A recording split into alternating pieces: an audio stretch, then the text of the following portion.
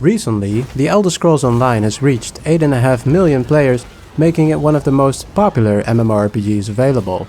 Time to check out what ESO is about. Side note, dressers may or may not have been harmed during the making of this video.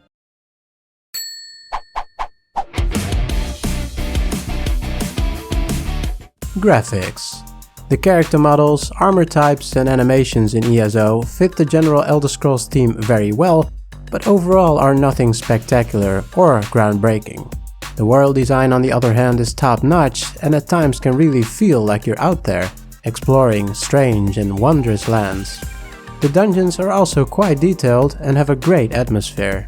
There does seem to be a bit of inconsistency when it comes to zones though, since some zones really capture the magic of the Elder Scrolls, while a few zones here and there can feel rather uninspired and reeking of standard, by-the-books MMO level design.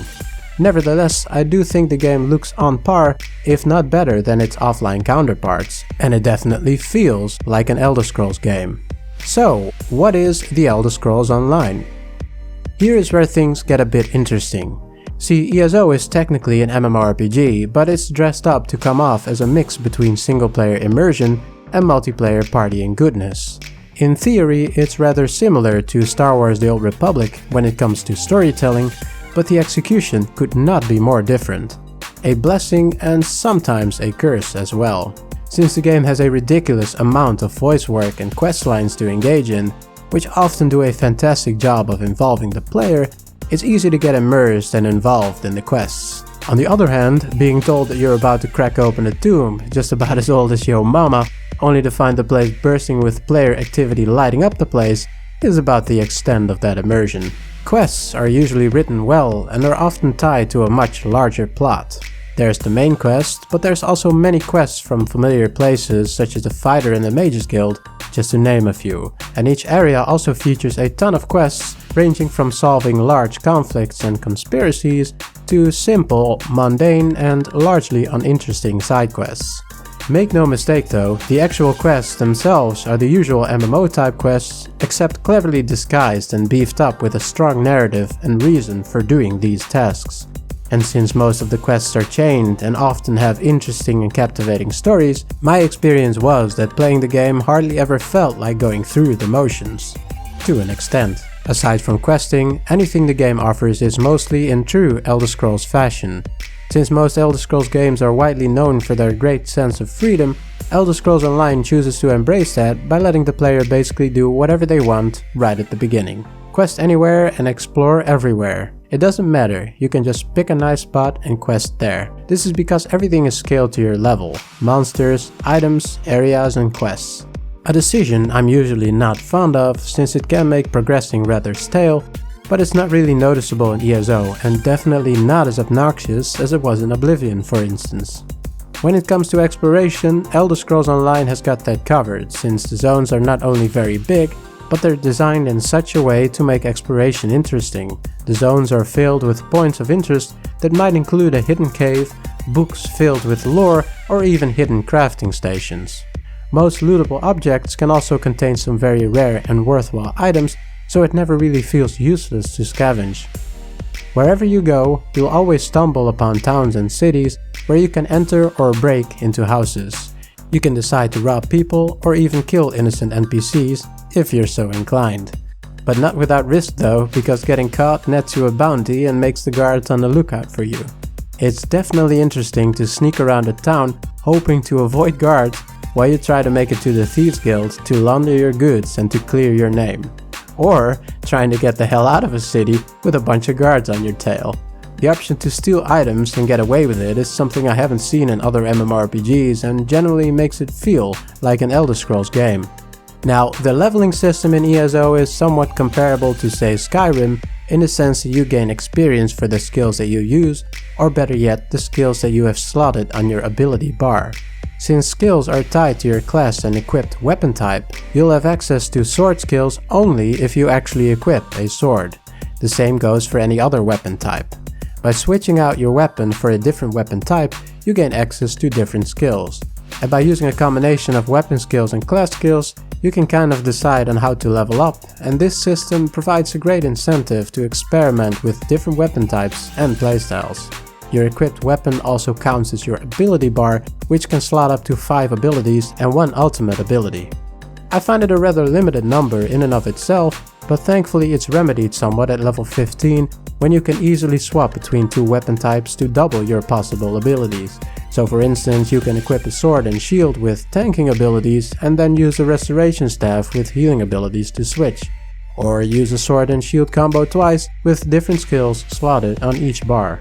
Whatever you have equipped however, and no matter what activity you feel like doing, almost anything you do in the game grants experience, which increases your slotted skills and gradually increases your total character level. You can gain skill points to spend on skills by leveling your main level, as a reward from certain quests, and by finding sky shards all over the map. So you constantly improve, which ultimately leads to a sense of achievement, whether you can play for 30 minutes or a few hours. When it comes to combat, Elder Scrolls Online ditched the tried and true tap targeting system of many other MMORPGs in favor of a more active approach. Here you have to manually target enemies by aiming directly at them. They often use wide-ranged abilities with obvious damage indicators that you can roll out of, block or interrupt. Most enemy types also have a charged attack that can be blocked and be used to counter them. Now, the feel of combat though, can be a little bit hit or miss. Sometimes it really feels great and spot on, and other times combat can feel a bit floaty, like hits not properly connecting or simply missing the oomph of the impact. Speaking of an impact, this game also has a different kind of impact. The kind that makes walls crumble to leave a castle defenseless. I'm talking about Cyrodiil, which is ESO's take on large-scale PvP. Cyrodiil is a huge area filled with offensive, defensive and critical positions to try to conquer and hold to win an alliance war. Cyrodiil basically has instance PvP campaigns that can last for days, sometimes weeks, in which the 3 factions battle it out to gain control over the map. And lastly, the game also has a variety of different dungeon options, ranging from public mini-dungeons which can be soloed, to large instance dungeons that require a small group of 4 players.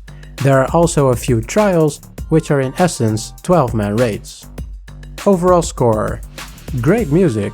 The music is definitely true to the series and invokes a sense of wonder. World. The world is not only huge to explore, but filled to the brim with areas of interest, and it is well established with lore. Story. A lot of storylines are very well written, and the game does not shy away from dark subject matter. Progression. Constant sense of progression makes even short sessions feel worthwhile. Housing. The housing is done very well, with a ridiculous amount of possible homes. Champion system makes it possible to pretty much indefinitely level your character. Voice acting. Now honestly, I think because of the sheer volume of voice work, not all voice acting is equally as impressive, but generally the voice work is done very well, especially if you stick to the more major quest lines. Enemy variety. Enemy variety is lacking. Minimalistic compass. While true to the franchise, often gave me an unnecessarily hard time walking around trying to find specific locations without consulting the main map. Lack of buff timers. ESO seems to have no built-in options to effectively see buff and debuff durations during combat, which seems like an odd decision to not include it. UI. The UI could use some more improvements. I mean, it looks good, but could be more practical and benefit from a bit more oversight. Closing words. My initial impression of the game was actually rather lackluster, and that's most likely because I approached this game like I did with all other MMORPGs. The idea that endgame is basically all that matters, and questing and leveling is just necessary to go through before the real fun starts. Now, with the rather slow pace of the game, I felt the game was actually rather boring and at times felt like a cheap copy of the single-player games. But that was before I started adopting a different mindset for this game. See, I'm convinced this game is not intended to be played like the usual MMORPGs, but I find it's intended to be played the same way you'd play Skyrim, for instance. Casually, slowly, and pick your own pace. Go wherever you want and do anything. Take your time and enjoy the journey while doing so.